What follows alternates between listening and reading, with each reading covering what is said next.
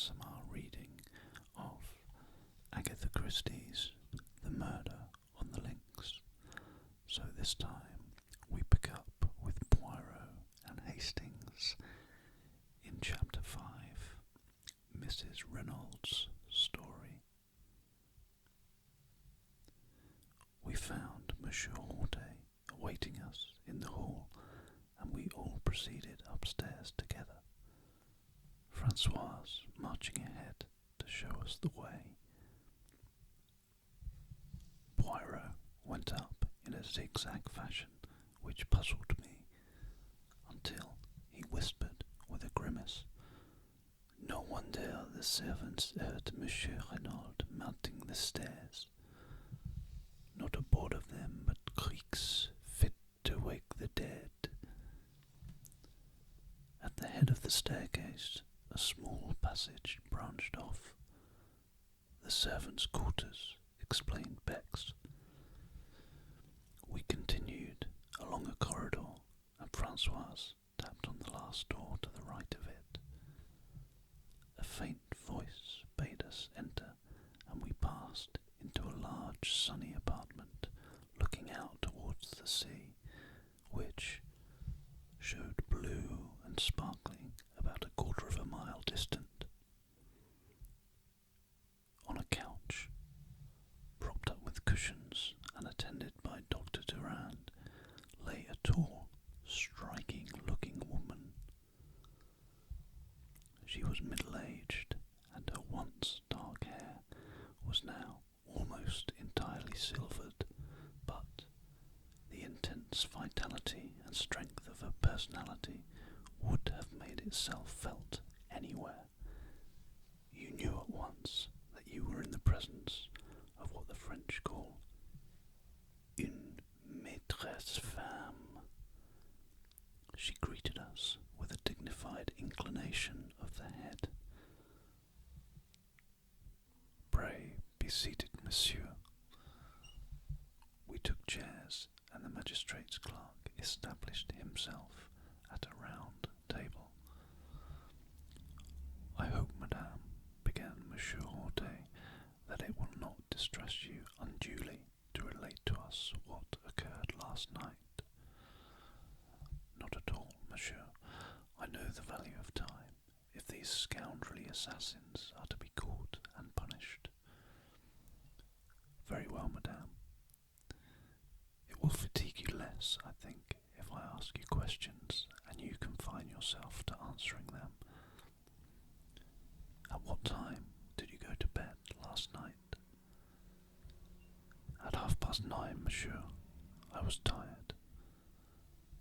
"And your husband?" "About an hour later, I fancy." "Did he seem disturbed, upset in any way?" "No, not more than usual." "What happened then?" "We slept. I was awakened by a hand pressed over my mouth.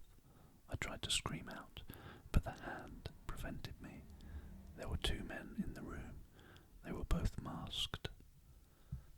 "Can you describe them at all, madame?" "One was very tall and had a long black beard. The other was short and stout. His beard was reddish. They both wore hats pulled down over their eyes." Said the magistrate thoughtfully. "Too much beard, I fear." "You mean they were false?" "Yes, madame, but continue your story." "It was the short man who was holding me. He forced a gag into my mouth and then bound me with rope, hand and foot. The other man was standing over my husband. He had caught up my little dagger paper knife from the dressing table and was holding it with the point just over his heart. When the short man had finished with me, he joined the other, and they forced my husband to get up and accompany them into the dressing room next door. I was nearly fainting with terror. Nevertheless, I listened desperately. They were speaking in too low a tone for me to hear what they said, but I recognized the language. A bastard Spanish such as spoken in some parts of South America. They seemed to be demanding something from my husband, and presently they grew angry, and their voices rose a little. I think the tall man was speaking. "You know what we want," he said. "The secret. Where is it?" I do not know what my husband answered, but the other replied fiercely, "You lie. We know you have it. Where are your keys?" Then I heard sounds of drawers being pulled out. There is a safe on the wall of my husband's dressing room in which he always keeps a fairly large amount of ready money. Leonie tells me this has been rifled and the money taken, but evidently what they were looking for was not there, for presently I heard the tall man, with an oath, command my husband to dress himself. Soon after that, I think some noise in the house must have disturbed them, for they hustled my husband out into my room, only half dressed. "Pardon," interrupted Poirot, "but is there no other egress from the dressing room?" "No, monsieur. There is only the communicating door into my room."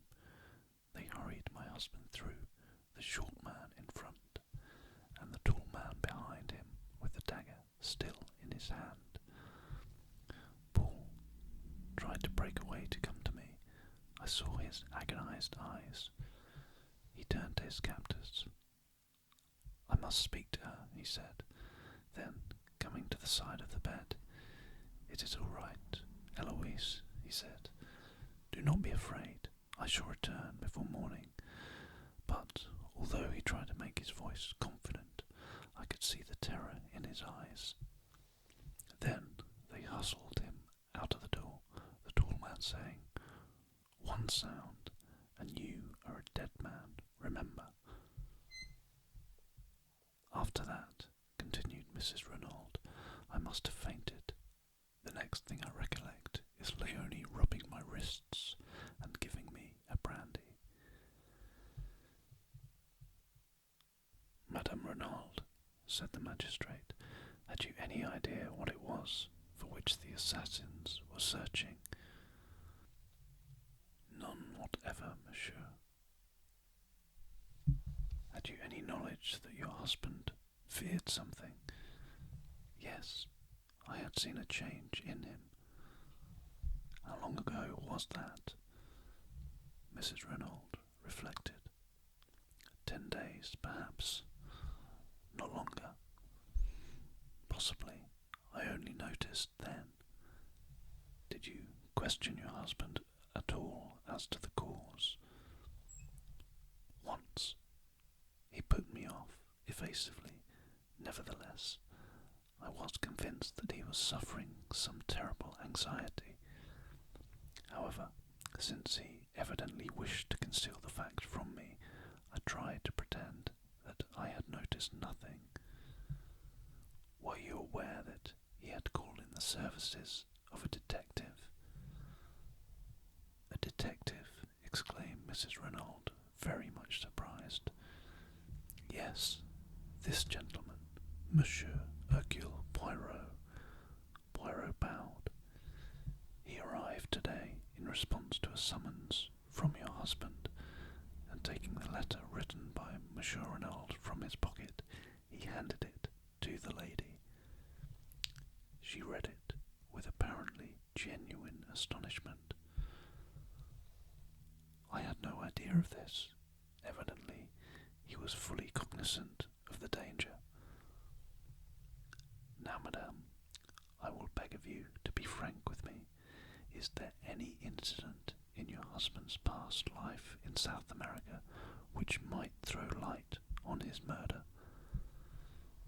Mrs. Renauld reflected deeply, but at last shook her head. "I can think of none. Certainly my husband had many enemies, people he had got the better of in some way or another, but one distinctive case. I do not say there is no such incident, only that I am not aware of it. The examining magistrate stroked his beard disconsolately. And you can fix the time of this outrage? Yes, I distinctly remember hearing the clock on the mantelpiece strike 2. She nodded towards an 8-day travelling clock in a leather case which stood in the centre of the chimney-piece. Poirot rose from his seat, scrutinised the clock carefully, and nodded, satisfied. And here too, exclaimed Monsieur Bex, is a wristwatch knocked off the dressing table by the assassins, without doubt, and smashed to atoms. Little did they know it would testify against them. Gently he picked away the fragments of broken glass. Suddenly his face changed to one of utter stupefaction. "Mon Dieu," he ejaculated. "What is it?" "The hands of the watch point to 7 o'clock. "What?" cried the examining magistrate, astonished. But Poirot, deft as ever, took the broken trinket from the startled commissary and held it to his ear. Then he smiled. "The glass is broken, yes, but the watch itself is still going." The explanation of the mystery was greeted with a relieved smile, but the magistrate bethought him of another point. "But surely it is not 7 o'clock now?" "No," said Poirot gently. "It is a few minutes after 5. Possibly the watch gains. Is that so, madame?" Mrs. Renauld was frowning perplexedly. "It does gain," she admitted, "but I've never known it gain quite so much as that." With a gesture of impatience, the magistrate left the matter of the watch and proceeded with his interrogatory. "Madame, the front door was found ajar. It seems almost certain that the murderers entered that way, yet it has not been forced at all. Can you suggest an explanation?" "Possibly my husband went out for a stroll the last thing and forgot to latch it when he came in." "Is that a likely thing to happen?" "Very. My husband was the most absent-minded of men." There was a slight frown on her brow as she spoke, as though this trait in the dead man's character had at times vexed her. "There is one inference I think we might draw," remarked the commissary suddenly. "Since the men insisted on Monsieur Renauld dressing himself, it looks as though the place they were taking him to, the place where the secret was concealed, lay some distance away." The magistrate nodded. "Yes, far, and yet not so far, since he spoke of being back by morning." What time does the last train leave the station of Merlinville?" asked Poirot. 11:51 and 12:17 the other, but it is more probable that they had a motor waiting. "Of course," agreed Poirot, looking somewhat crestfallen. "Indeed, that might be one way of tracing them," continued the magistrate, brightening. "A motor containing 2 foreigners is quite likely to have been noticed. That is an excellent point, Monsieur Bex." He smiled to himself, and then became grave once more. He said to Mrs. Renauld, "There is another question. Do you know anyone of the name of Devine?"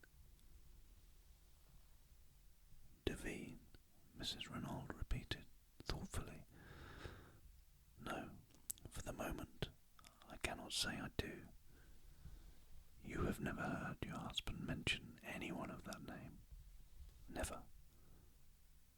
Do you know anyone whose Christian name is Bella?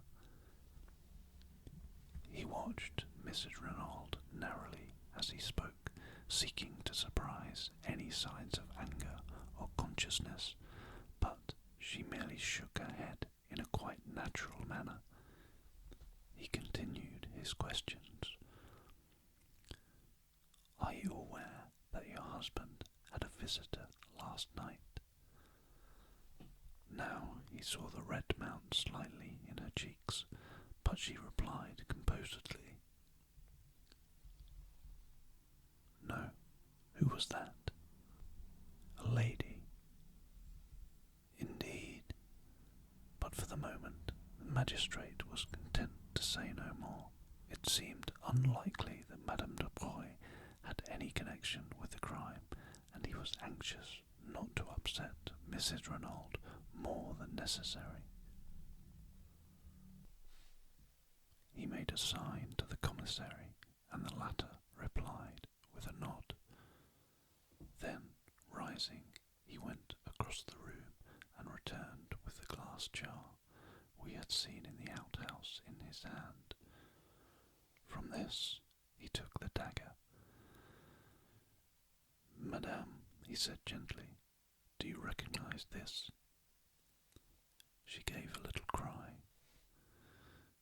Yes, that is my little dagger. Then she saw the stained point, and she drew back, her eyes widening with horror. Is that blood? Yes, madame. Your husband was killed with this weapon. He removed it hastily from sight. You are quite sure about it being the one that was from your dressing table last night? Oh yes, it was a present from my son. He was in the Air Force during the war. He gave his age as older than it was. There was a touch of proud mother in her voice. This was made from a streamline aeroplane wire, and was given to me by my son as a souvenir of the war. I see, madame. That brings us to another matter. Your son, where is he now? It is necessary that he should be telegraphed to without delay. Jack, he is on his way to Buenos Aires. What? Yes, my husband telegraphed to him yesterday. He had sent him on business to Paris, but yesterday he discovered that it would be necessary for him to proceed without delay to South America. There was a boat leaving Cherbourg for Buenos Aires last night, and he wired him to catch it. Have you any knowledge of what the business in Buenos Aires was? No, monsieur. I know nothing of its nature, but Buenos Aires is not my son's final destination. He was going overland from there to Santiago. And in unison the magistrate and the commissary exclaimed, Santiago, again Santiago. It was at this moment, when we were all stunned by the mention of that word, that Poirot approached Mrs. Renauld. He had been standing by the window like a man lost in a dream, and I doubt if he had fully taken in what had passed. He paused by the lady's side with a bow. Pardon, madame, but may I examine your wrists? Though slightly surprised at the request, Mrs. Renauld held them out to him. Round each of them was a cruel red mark where the cords had bitten into the flesh. As he examined them, I fancied that a momentary flicker of excitement I had seen in his eyes disappeared. must cause you great pain, he said. Once more he looked puzzled. But the magistrate was speaking excitedly. Young Monsieur Renauld must be communicated with at once by wireless. It is vital that we should know anything he can tell us about this trip to Santiago. He hesitated. I hoped he might have been near at hand, so that we could have saved you your pain, madame. He paused. You mean, she said in a low voice, the identification of my husband's body? The magistrate bowed his head. I am a strong woman, monsieur. I can bear all that is required of me. I am ready now. Oh, tomorrow will be quite soon enough, I assure you. I prefer to get it over, she said in a low tone, a spasm of pain crossing her face. If you will be so good as to give me your arm, doctor. The doctor hastened forward. A cloak was thrown over Mrs. Renauld's shoulders, and a slow procession went down the stairs. Monsieur Bex hurried on ahead to open the door of the shed. In a minute or two, Mrs. Renauld appeared in the doorway. She was very pale, but resolute. Behind her, Monsieur Hortet was clacking commiserations and apologies like an animated hen. She raised her hand to her face. A moment, monsieur, while I still myself. She took her hand away and looked down at the dead man. Then the marvellous self-control which had upheld her so far deserted her. Paul, she cried, husband, oh, God! And, pitching forward, she fell unconscious to the ground. Instantly, Poirot was beside her. He raised the lid of her eye, felt her pulse. When he had satisfied himself that she had really fainted, he drew aside. He caught me by the arm. I am an imbecile, my friend. If ever there was love and grief in a woman's voice, I heard it then. My little idea was all wrong. Eh bien, I must start again.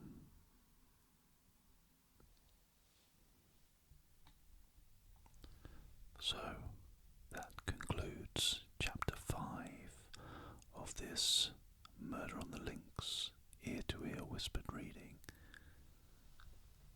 I do hope you've enjoyed listening. Please join me back here soon for part 6, but in the meantime, do stay relaxed.